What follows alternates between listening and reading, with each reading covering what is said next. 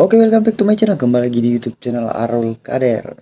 Oke, di kesempatan kali ini atau di konten kali ini kita akan sharing-sharing lagi, kembali sharing-sharing karena kemarin ada salah satu pertanyaan yang masuk di Instagram, yaitu bertanya, "Bang, bagaimana kalau misalnya ada jasa yang mengaku sebagai orang kantor BPJS Ketenagakerjaan terus menawarkan bantuan untuk pencairan saldo JHT dan meminta biaya admin."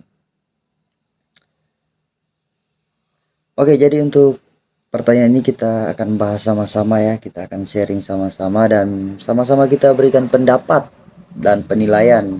Jadi kalian kalau misalnya punya pendapat dan penilaian sendiri yang berbeda dari sudut pandang saya, silahkan tinggalkan di kolom komentar. Oke, sebelum kita lanjut, yang belum subscribe silahkan dibantu subscribe, di like, komen, dan share biar channel ini bisa membantu channel ini bisa berkembang dan saya lebih semangat lagi untuk membuatkan video-video tentang dunia BPJS Ketenagakerjaan. Oke, langsung masuk ke pembahasannya.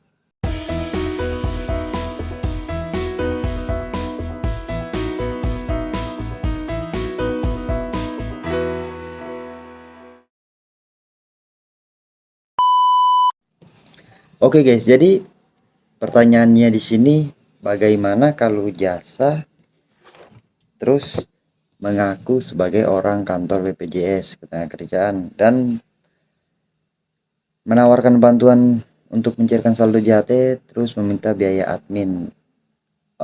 Jadi di sini saya sampaikan untuk para peserta BPJS Ketenagakerjaan yang mau melakukan proses klaim JHT terus dibantu sama seseorang terus diminta biaya admin, terus itu mereka mengaku dari kantor BPJS Ketenagakerjaan, jelas itu bukan orang kantor BPJS Ketenagakerjaan, tapi itu adalah jasa atau calo BPJS.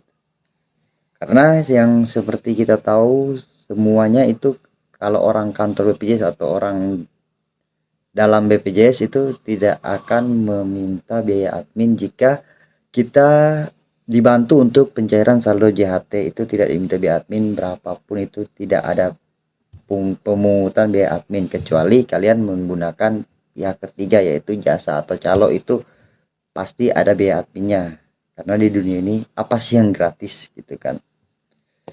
Oke, jadi di sini ya sekedar kita sharing-sharing aja, kita mengingatkan saja untuk para jasa-jasa calo-calo di luar sana. Saya nggak menyalahkan kalian jadi calo, saya nggak menyalahkan kalian jadi jasa, itu hak kalian, itu pilihan kalian, dan itu 100% mutlak hak kalian gitu. Sini saya nggak ada melarang, tapi cuma ya kita sebagai sharing-sharing aja gitu. Mengingatkan, saling mengingatkan. Jadi kalian kalau misalnya jadi jasa calo, ya udah jadi calo aja gitu. Maksudnya kalau kalian ingin mencari, istilahnya mencari klien yang kalian ingin cairkan BPJS-nya atau saldo JHT-nya, ya udah kalian pakai kalian dengan cara murni aja gitu, nggak usah kalian bawa-bawa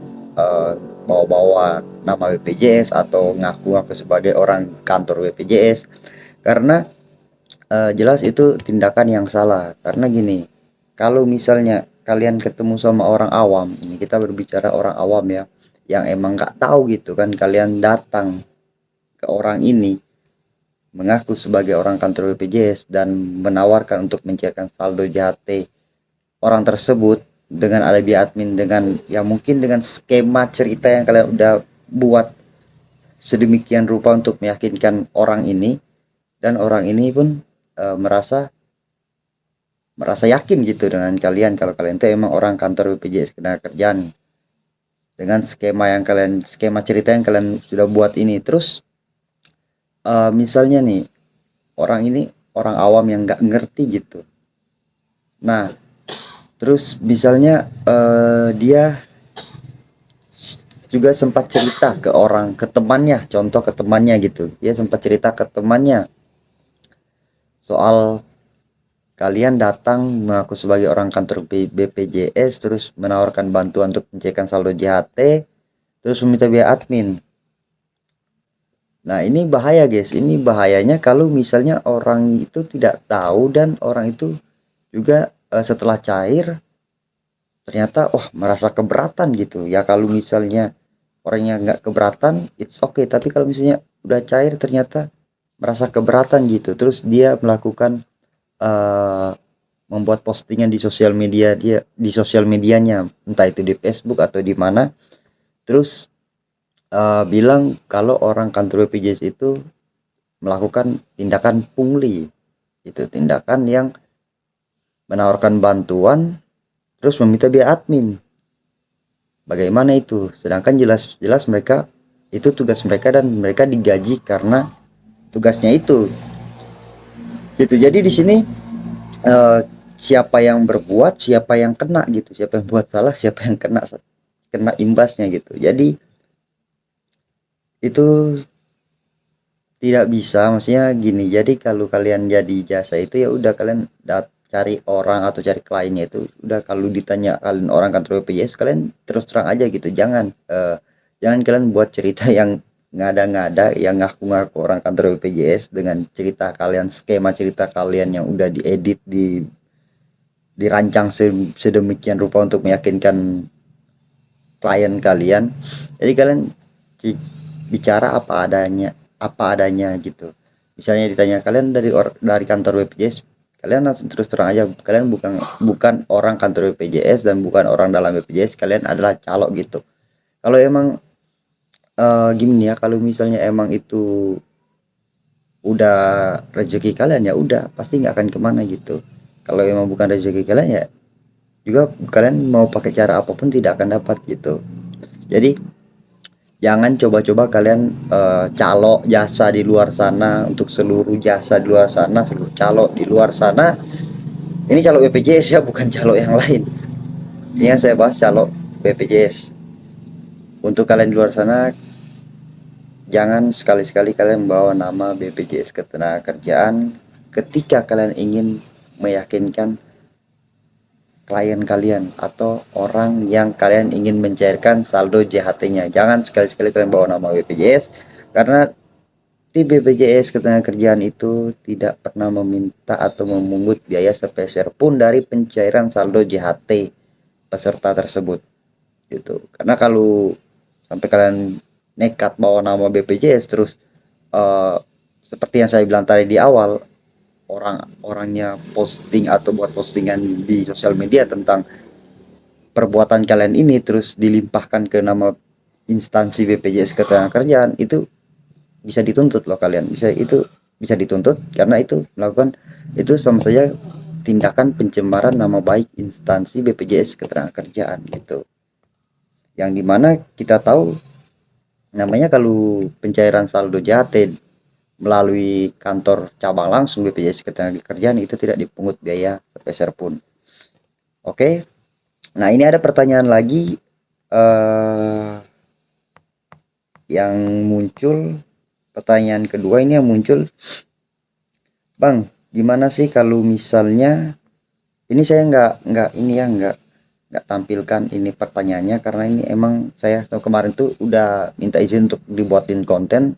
Kata dia bisa dibuatin konten tapi tolong diprivasi nama penggunanya. Jadi saya tidak akan menaruhkan screenshot apapun di video ini karena emang dari penggunanya tidak diizinkan gitu. Jadi saya akan bacakan saja. Jadi gini, Bang, kalau jadi jasa pencairan BPJS itu uangnya halal apa haram?